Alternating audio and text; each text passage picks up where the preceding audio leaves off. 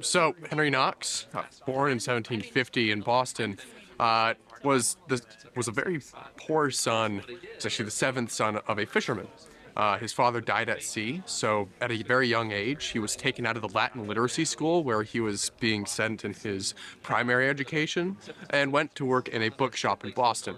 So that gave him his first access directly to the world of running a bookstore, as well as access to literature, all the way to the point where in the beginning of the 1770s, he was able to actually open up his own bookstore, the London Bookstore in Boston. The London Bookstore did not just sell books, tobacco, soap, gentlemanly needs, well known and enjoyed by almost every class and sect of folks from Boston, entertaining both known patriots and even British officers.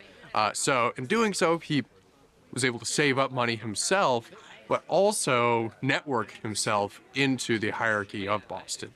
This is how he met his wife, Lucy Flucker, who was the daughter of the prominent Thomas Flucker, who was notably incredibly loyalist.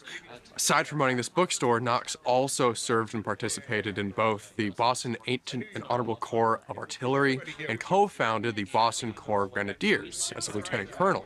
So in this militia work, he learned the actual structure and discipline of what it meant to be in an organized military.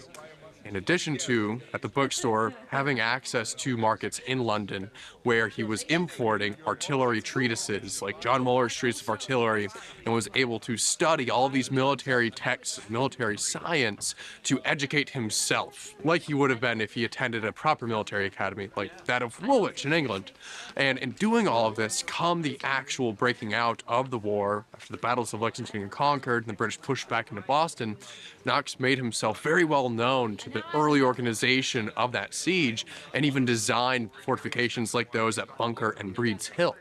So through this, he gained recognition in the budding Continental Army and eventually the ear of George Washington. And through his bookstore, also made very good friends with John Adams. John Adams, who advocated for him in the Continental Congress in Philadelphia. And through this connection, John Adams was able to advocate for him becoming a colonel of the Continental Artillery. So that all transpired in November of 1775.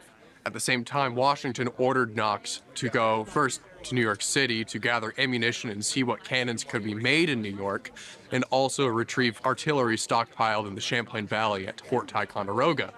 So he departed for the noble train of artillery, not knowing that he was actually a colonel of the Continental Army. So his entire journey, to his knowledge, he was just Henry Knox Esquire, a private gentleman in the service of the Continental Army, and successfully made the trek with 59 cannon and mortar, over 60 tons of ordnance and ammunition, and brought it successfully to Boston. And upon receiving his congratulations and coming back to Massachusetts, he found out about his colonelship. And through all this success, he swiftly rose through the ranks in the war, and his artillery followed Washington's army throughout the war.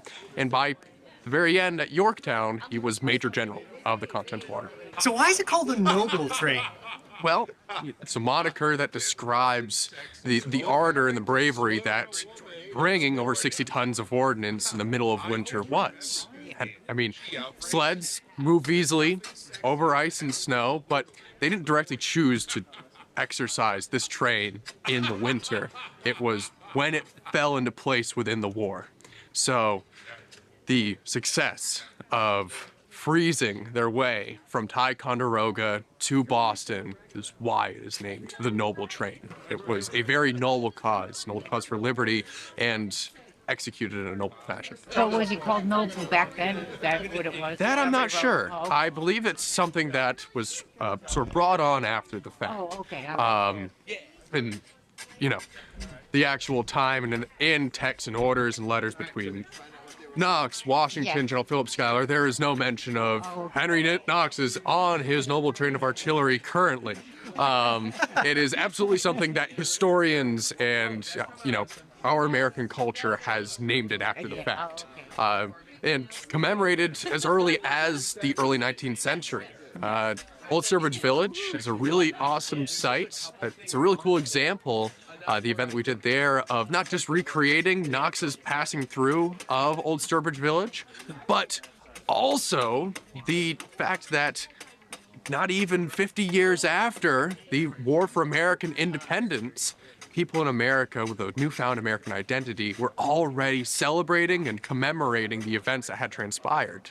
Okay, and how did you get into this? How did you get into being Knox? So, in the inverse, I grew up in Ticonderoga. So the fort where he collected his artillery from was in my backyard growing up.